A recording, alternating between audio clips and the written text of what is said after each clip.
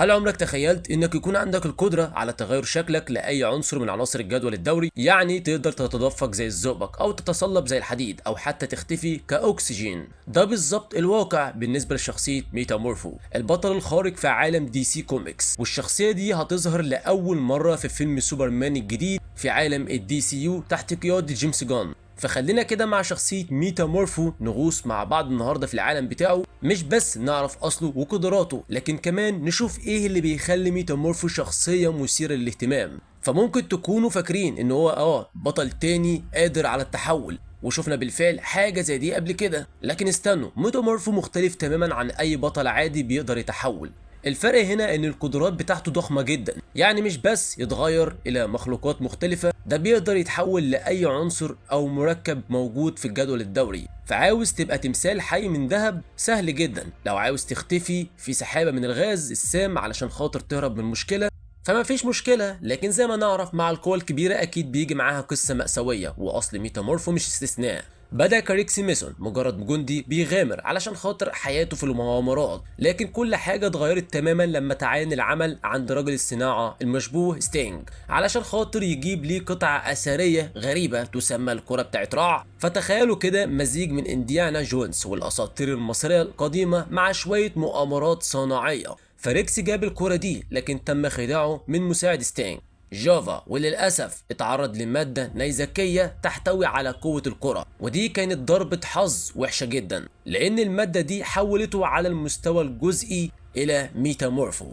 فايه اللي ممكن يحصل لو كنت تقدر تغير شكلك في اي وقت؟ يعني تكون عندك الحرية المطلقة وفي نفس الوقت تكون في قيد نفسي غير مرئي. ده بالظبط اللي بيواجه ميتامورفو. الشخصية دي هي مزيج من القوة والضعف في نفس الوقت، هو بين التوك لإعادة إنسانيته وبين المعاناة من التحكم في كل شكل بياخده، وده اللي بيخلي ميتامورفو شخصية مثيرة جدا. إعلان سوبرمان ورانا تلميحات عن ميتامورفو، ومن الواضح إنه هيكون عرض بصري كويس جدا، لكن أنا متحمس أكتر أشوف الفيلم هيستعرض الجوانب النفسية لقدراته. هل بالفعل هيكون شخصية مأساوية دايما بيحاول يدور على الإنسانية بتاعته المفقودة، ولا هيقبل الطبيعة بتاعته العنصرية ويصبح قوة طبيعية في حد ذاته؟ ده بيفتح لينا سؤال كبير تاني، هيكون دوره في الفيلم ايه؟ هل هيكون حليف لسوبرمان ولا تهديد محتمل؟ الإعلان بيخلينا متشوقين ونفكر، وده شيء رائع جدا لبناء التشويق. قدراته ممكن تخليه خصم قوي جدا، لكن أصله بيشير إلى شخصية معقدة وذات بوصلة أخلاقية.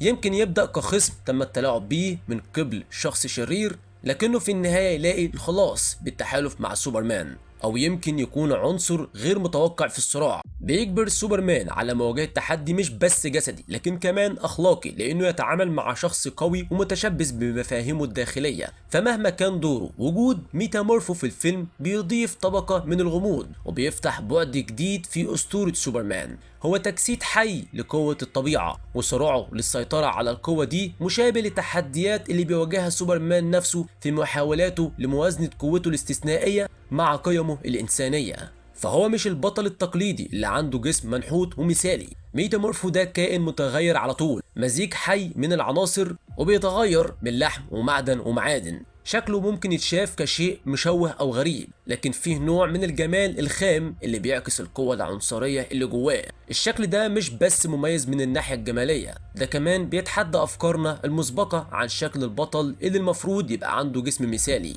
بيفكرنا ان القوة الحقيقية والشجاعة الحقيقية مش جاية من جسم مشطور بشكل مثالي، ولكن من شيء اعمق بكتير، شيء بيتجاوز الشكل الجسدي. وتخيلوا معايا لو اتكلمنا عن التأثير النفسي لكونك ميتامورفو، هو ممكن يتحول لأي حاجة هو عاوزها، يقدر يغير شكله، تركيبته، وحتى الكثافة بتاعته. يعني فكروا في التأثير ده على إحساسه بذاته وفهمه لجسمه الخاص. ده مفهوم بيخلي العقل يدور صح. الحالة المستمرة دي من التغير، القدرة على التبديل في أي لحظة، زي إنك محبوس في قاعة فيها مراية، كل ما تشوف نفسك فيها الشكل دايما بيكون مختلف. فإزاي ممكن تحتفظ بالهوية بتاعتك أو إحساسك بنفسك لما شكلك نفسه بيكون دايما في حركة؟ وهنا بقى تكمن عمق شخصية ميتامورفو. هو مش مجرد بطل عنده قدرات قوية على التحول، هو زي مراية للصراعات الداخلية بتاعتنا، زي بحثنا المستمر عن الهوية بتاعتنا في عالم دايما بيتغير.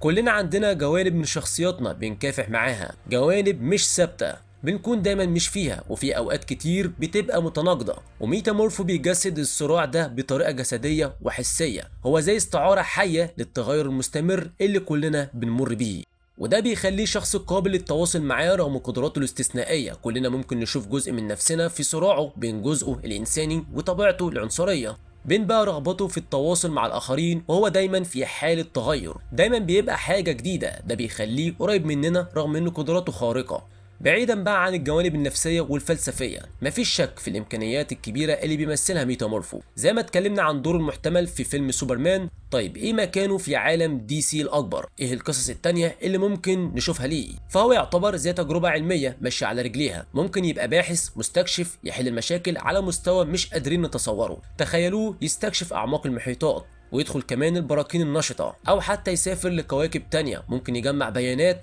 يحلل عينات، ويوسع حدود المعرفة العلمية بطرق مفيش بشر تانيين يقدروا يحلموا بيها. ومن ناحية تانية في إمكانيات كبيرة للعمل الإنساني، ممكن يبقى مستجيب لحالات الطوارئ أو عامل إغاثة في الكوارث، أو ممكن في حالات الخطر يقدر يستخدم قوته في إنقاذ الأرواح، حماية البيئة، وتحسين العالم بطرق تخالف الطرق التقليدية. احنا اتكلمنا عن قوة ميتامورفو، أصله، تعقيداته، وتأثيره المحتمل على العالم ده، لكن واحنا مستنيين ظهور الأول مرة في السينما مش قادر أوقف نفسي من التفكير. لو كان عندك القوة دي، لو كنت تقدر تتحول لأي عنصر، هتستخدمها إزاي؟ هتستخدمها لعمل خير ولا لمصلحتك الشخصية؟ أو يمكن لمجرد الإثارة بتجربة العالم بطريقة جديدة؟ تخيلوا الإمكانيات تبقى خفيف زي الريشة، تطير في الهواء، أو حتى قوة زي الحديد، وكمان تقول معدن بإيديك، تقدر تستكشف أعماق المحيطات، تطير في السماء، أو حتى تسافر لكواكب تانية. والقدرة للتحول لأي عنصر هتكون تغير جذري حرفيا ومعنويا، لكنها كمان هتيجي مع تحديات كبيرة. تخيلوا الصراع في التحكم في شكلك، الخوف من التحول في الوقت الغلط، غير الاضطراب العاطفي انك تكون مختلف عن كل الناس. وطبعا ده كله مفهوم مثير للتفكير، مش كده؟ وسؤال زي ده ميتامورفو نفسه بيصارع معاه، وهو بيمثل الإثارة والعبء معا في امتلاك القوة الاستثنائية، وده اللي بيخليه شخصية مثيرة للاهتمام. هو تذكار لينا ان حتى مع القدرة على التحول لأي حاجة، التحول الأهم هو اللي بيحصل جوه الشخص نفسه.